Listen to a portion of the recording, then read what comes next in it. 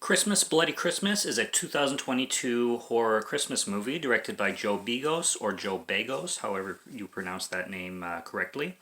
And this is obviously modern, just came out 2 years ago. I had bought it last year and I bought it too late. I bought it after Christmas, so I didn't really feel a point to reviewing this because it was already like December 28th, and I just thought I'd save it for the following year, which is this one. I did watch it last year and I did absolutely fall in love with it.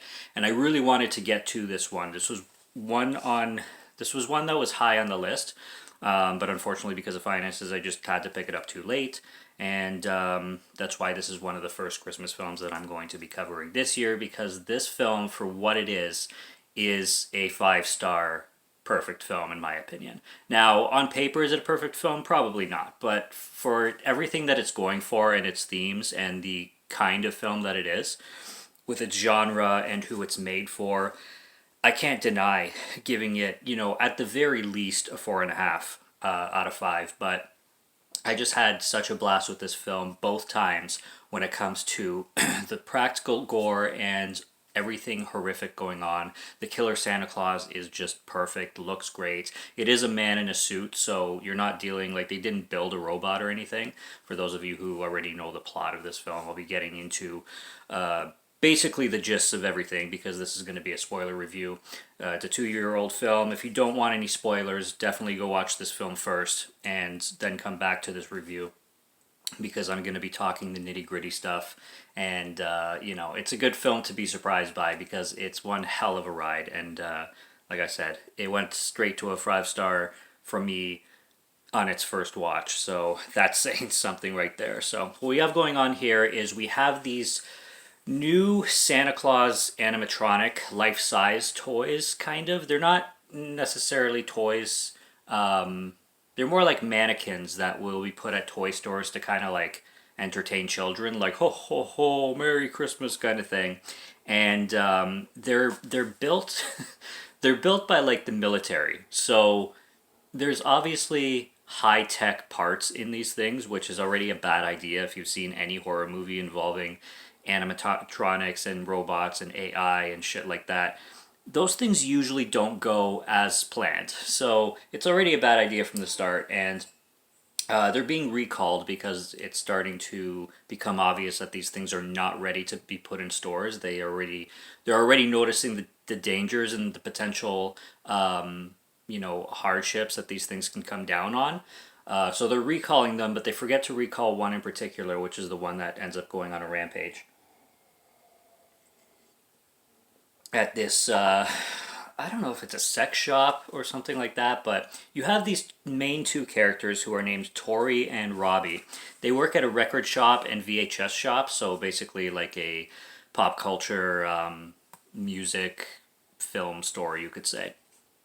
And it looks like a cool job. Like where they're working seems like the type of job that them specifically would barely be going into work, quote unquote, because every day they're dealing with everything they love, and every day they're dealing with each other, and they're just really close and really great friends, and they banter back and forth. This has a lot of Tarantino dialogue with its like major use of fucks and sexual terms and stigmas and whatever you want to call it, sexual puns, I guess. Sex talk. There's a lot of that. There's a whole conversation that's very Tarantino style when you're first introduced to these characters, because the girl has a plan to meet up with a guy that she met on Tinder on Christmas Eve, and she's kind of thinking about it because she's hesitant. She already blew him off twice, and she's showing the guy. The guy is a straight guy, but I guess he still likes to look at the guys that she meets, probably because he maybe wants to compare himself to them. I don't know. But it does play throughout the film where this guy is straight, not bi or gay, because there's a constant chemistry going on with them, Robbie and Tori. And it's one of those chemistries that is super obvious and on the nose.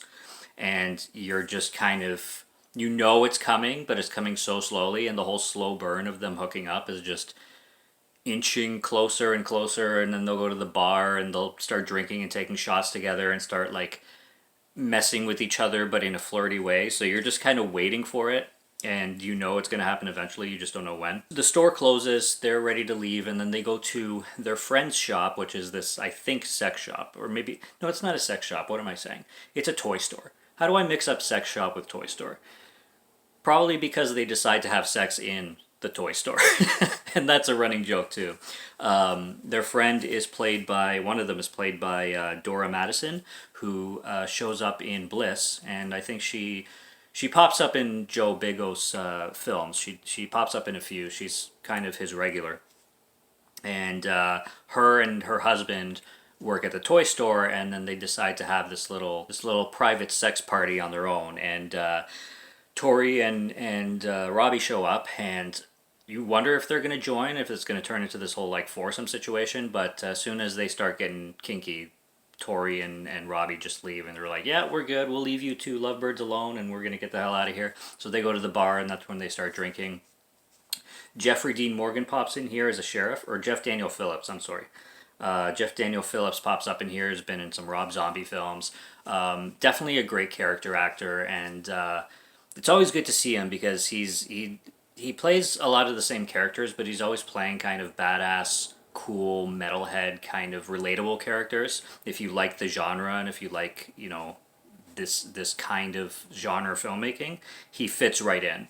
And he plays a sheriff, like I said, and he's cool. His entrance is cool, and his whole character in this film is quite funny. So yeah, at the bar, Tori and Robbie are just bantering on each other, just constantly picking on each other. They're acting like best friends, like they've known each other forever, kind of thing. And they're both getting wasted. The bartender's funny too. He's got this big beard, and he's like a very stereotypical dive bar bartender. For anybody who's ever been into a dive bar ever, this bartender looks like every bartender that works there that you've ever seen.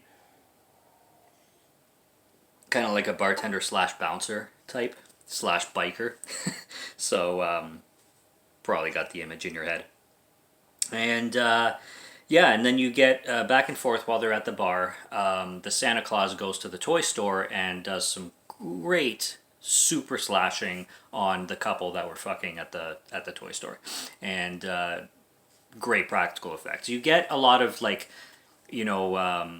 artificial heads that are made of like plaster and stuff like that. So when they get stomped on, you really get the blood gushing and the skin like crushing in and the bones crushing in.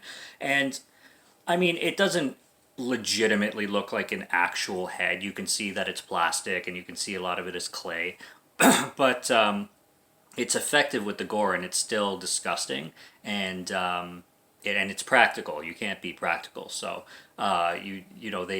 they did what they could with them, and they made them look as best as they possibly could, and they're all still a win for me because they're gross and disgusting, and they keep that gross and disgustingness to all the kills in the film. So those two are killed.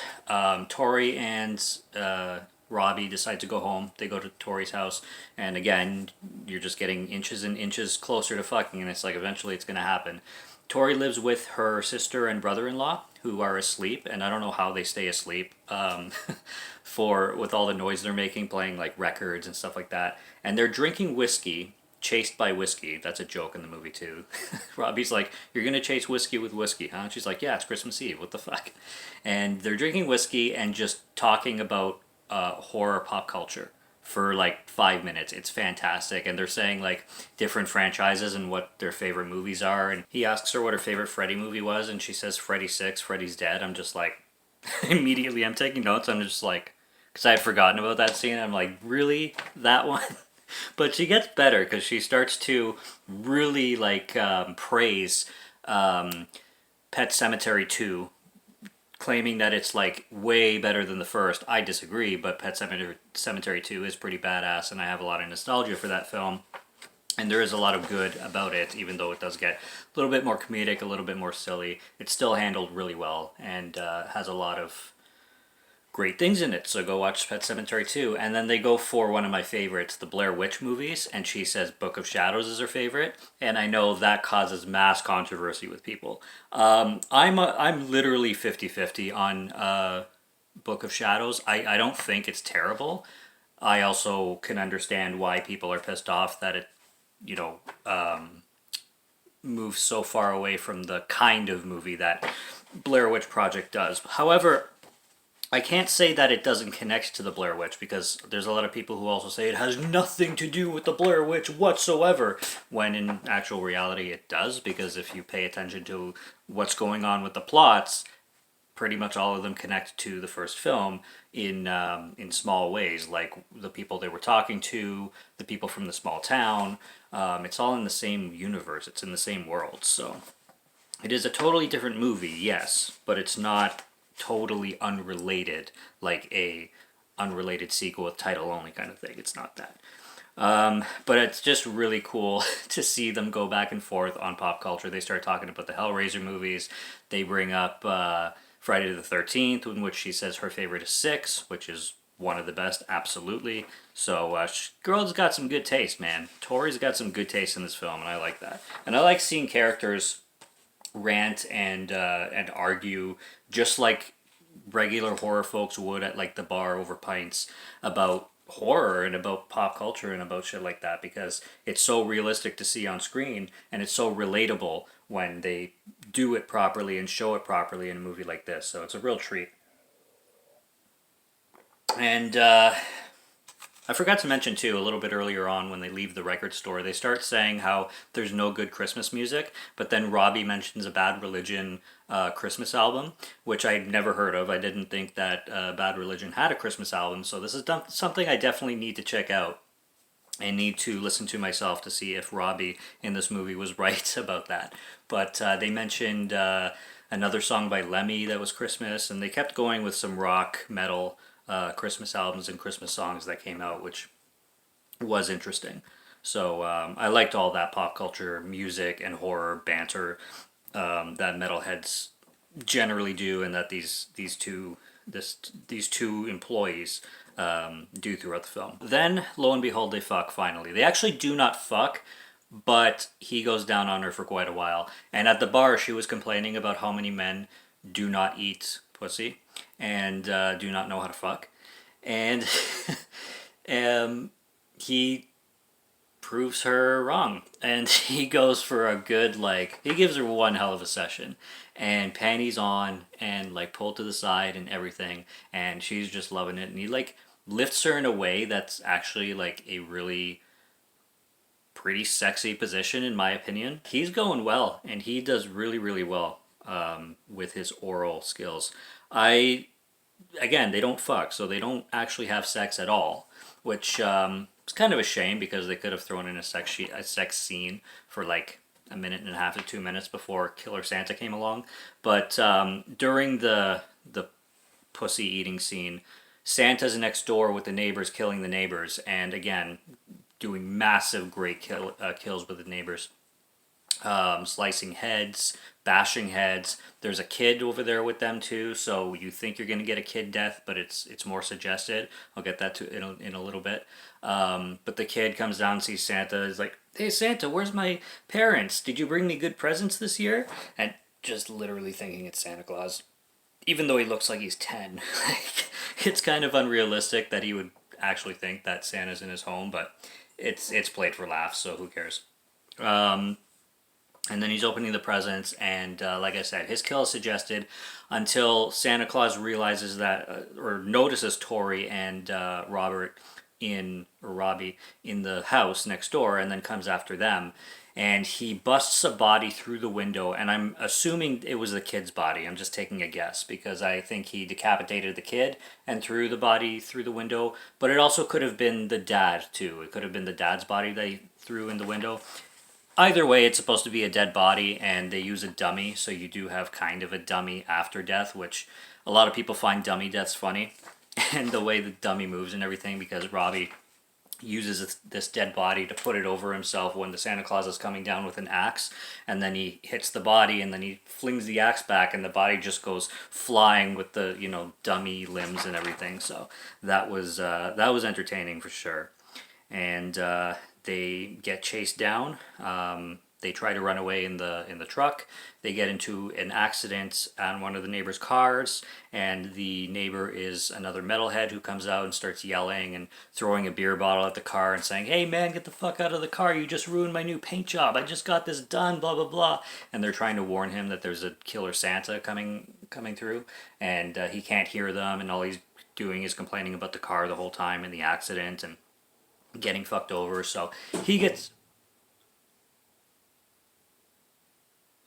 he gets an axe to the head, splits his head right open, and dies right there, and gets thrown through the windshield of the truck that they were driving, and good death there. This is about the time where Robbie dies too, and I felt Robbie's death because they built these characters really well, and the bonds that they had, and how they interacted with each other really made you like both of them. So when Robbie's death happens, and it's gruesome because he has his whole head smashed with an axe, you feel that. You feel his death, and you feel his loss kind of thing, his loss through the whole film. You're kind of like, no, we have to go through the whole film without Robbie now. Like, we were really liking Robbie. I was really feeling Robbie.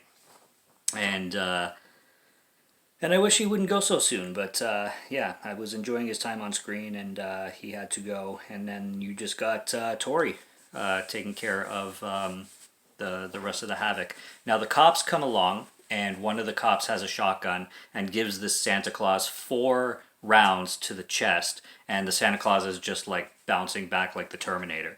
And then finally gets down, but of course gets back up like 5 seconds later. And the cop is like, "Oh, he's down now." And the girl's like, "How do you know he's dead? He can't be dead. You got to make sure. You got to blow him in the head," kind of thing. And the cops are really doing a lame job in making sure that the Santa is actually down for the count, for sure. And of course, the Santa keeps coming back. He's coming to the car while the cop is arguing with Tori, and then he gets another 2 pellets to the chest and falls down again. But there's no wounds or anything like that. Like, the Santa's not being destroyed. Whatever this Santa's built of is really reinforced steel. So this guy legit is the Terminator of Santa Clauses, essentially. That's how he plays out, and that's how this movie plays out. There's a cop in here that is named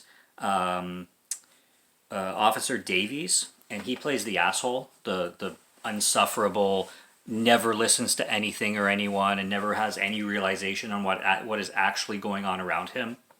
He's just the guy who screams and swears and is like, "Get on your fucking knees, put your fucking hands around your fucking head, do as I fucking say." Like, he's the narcissist, egotistical fucking cop.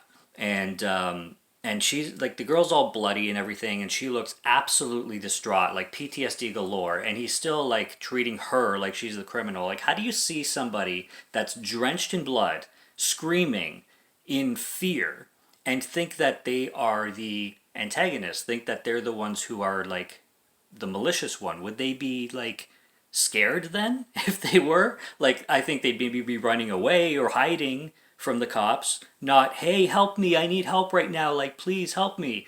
And the cop comes along and just puts her in cuffs and throws her in the car, and he's like, "You're covered in blood and you just came from a crime scene, so you're a suspect now." And it's just like, it's crazy when cops do that in shows and movies. It's just like, have some common sense. Like, that happens so much in a plot device and like to carry the plot forward, but it's still just so cliche, and it's so dumb for egotistical cops to just think that right away, that somebody who clearly looks hurt is not actually hurt. They actually kind of flipped that on its head, without getting into too much spoilers, but they flipped that cliche on its head in the movie Strange Darling, which I reviewed as a spoiler-free review recently.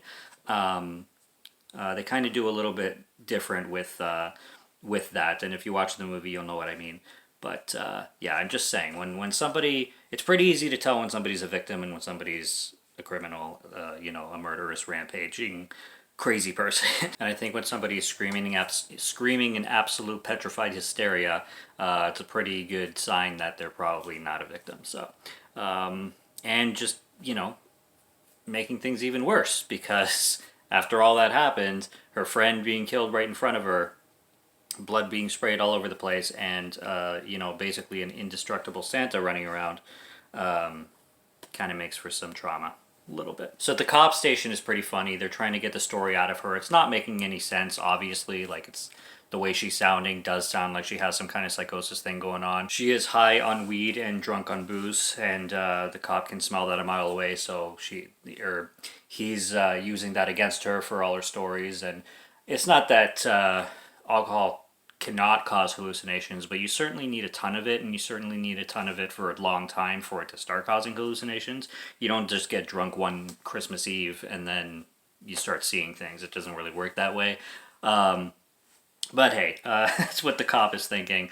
And there's this really funny scene. This is where Jeff Daniel Phillips comes in. And Jeff Daniel Phillips is definitely the chill guy and the guy who understands a lot more and is trying to get Tori to calm down and really get her story straight as she can. And the other guy, Officer Davies, is just flipping at everything and has no calm whatsoever, no chill, just making the whole situation worse.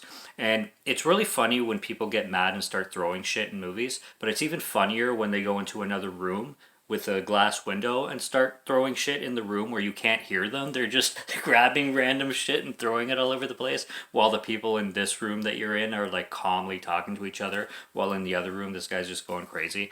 I love that. I wish they kept that going a little bit longer, but I definitely laughed my ass off on that part more than any other part in the film. It's crazy how the police station scene and then the scene after that really turns Terminator. Like, it really starts to do throwbacks to Terminator 1 from 1984.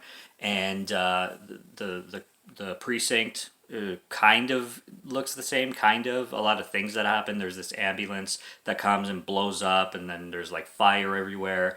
And eventually Tori's able to use some flame and cloth in a gas chamber in a car to blow it up, and then she ends up blowing Robo Santa up, and then she ends up going back to her store that she works at to hide out, and Robo Santa shows up with green laser eyes and just goes full climax of Terminator 1. Like, full climax of Terminator 1. It's more than obvious, and it's such a homage. It's perfect. It's not a ripoff. It's not just imitating it for imitation's sake or for nostalgia's sake. It is paying tribute to Terminator 1 like I've never seen, and that was really what got me. Some people say it goes on too long. I disagree, because I had a blast through the whole situation of that climax, and I don't think it goes too long at all, because it captures that beauty of that first Terminator movie for all the fans that love it. The music is great. All the music in this film is fantastic. With the synths, feels very 80s, exactly what they were going for. The neon lights are all yellow and green and red, going with the Christmas theme. So literally pretty much all the neon lights are green and red. There's no other color. And they are everywhere. They're through windows. They're with the Christmas lights around the house. They're with, even car lights. They're just all over the place. You don't see any other color than those two, and I think that's really cool. Excuse me. And then, like I said, the ending, the climax, the robot has green eyes the whole time, and he can pinpoint where Tori is hiding by using the green lights, and then seeing her and starting to attack her, and she tries to destroy him in many ways, including using a sword on him at one point, which brings him down. Then she decides to put some flames on sprinklers, which is actually a great idea, being that he's A, falling apart, and B, pretty much all electrical. So this really makes him weak and makes him unable to walk, so he's just crawling. Again, very Terminator 1. He's crawling on the floor after Tori, and Tori's weak herself. And yeah, it's a not a cat and mouse, but it's just a really good head-to-head battle of badass Tori versus Terminator Santa, and I just love it. And it doesn't end with any strings or anything special or anything like that. It just ends where she it's daylight now. She comes out of the store. She's had one hell of a night, and she's just lying on the pavement and screaming where you can't hear her, you just see her screaming with no audio, and the movie just ends that way and ends nice and neat, and It's really good. It for the genre film that it is, it's perfect in my opinion. This is a perfectly done film for what the film went off to do. What Joe Begos wanted to do with it, he nailed it. He nailed it in every way. There's not a flaw in it for what the movie is. Feels very grindhouse, very 80s throwback, and might be his best one. It might be his best one, but that's those are high bars because he doesn't have a bad film. And I loved Bliss, and I loved VFW, and I really liked Almost Human, which was I think it was his first film. Maybe he released some stuff before that, like shorts and stuff, or shorts or stuff of that caliber. But I'm gonna look it up. But I think Almost Human was his first film. But don't quote me on it. It's really, really, really good for an early film by Joe Begos. So yeah, he doesn't really have a bad film, but this one could be my favorite. It could be my favorite. I just had such a blast with it. I forgot to mention at the beginning, before this film starts, they have these like funny commercials of like random things. Like there's a commercial for like malt whiskey, and the kid opens up, like this kid that looks like 12 opens up, and he's like, "Oh, I got malt whiskey for Christmas. This is what I always wanted." And then his sister, who looks like 9, is like, "I want some." And then the dad is like, "You can all have some." It's so weird. And then they just show these like funny commercials where in one of them this mom, this MILF looking woman, is about to give Santa a BJ, and then the kid walks in and he's like, "Honey, what are you doing here? Aren't you supposed to be in bed?" I don't know what that was advertising for. But then they advertised these life-size Santas that they were going to start putting in toy stores, and that's where you get the explanation of what these real-life Santas are and where they're coming from, what they're going to be in the stores for. They're basically there to advertise Christmas, essentially, to say ho ho ho and get people in the jolly Christmas mood. Albeit being made by the military and way too dangerous to be in those kinds of stores, so having to be recalled, except one got away and caused major havoc in a small town. So that's all I got on this film. There's not a whole lot to talk about. It's just a fucking glorious ride with a lot of F words in it, a lot of sex talk in it, a lot of sex in it, and a lot of blood, and a lot of gore, and a badass female lead. For those of you who say there's not enough, female badass women in movies, well, there is. Just gotta find them, okay? There is a lot of them. Go find them. And the guy dies in the middle of the movie. The girl does not. So, there you go. All you, there's only strong men in movies. Yeah, okay. You don't watch enough movies, okay? There's my rant. Feminism. Anyway. Christmas Bloody Christmas is fantastic. Joe Begos is one of the best genre horror directors, independent horror directors, and B-movie filmmakers that's working right now. And if you get a chance to watch any of his film with his name on it, do yourself a favor because they are so much fun. So yeah, 2022 film. It's only 2 years old, and glad to finally got to talk about it. Glad that I finally got to talk about it. This is my second viewing, and both viewings were 5 out of 5 right off the bat. Like, I thought of 4.5, but I'm like, no, this film is too good. It's a 5 out of 5. So that's it. That's Christmas Bloody Christmas. That's my first Christmas horror review of December. And yeah, go check it out wherever you can find it, and subscribe to Morgan Film Fan if you like to listen to my voice or if you like my film reviews. I'll be back with more soon, so stay tuned for those. Check out what's on the channel already. Stay tuned for what's coming. Until next review, have a good one. Take care and cheers.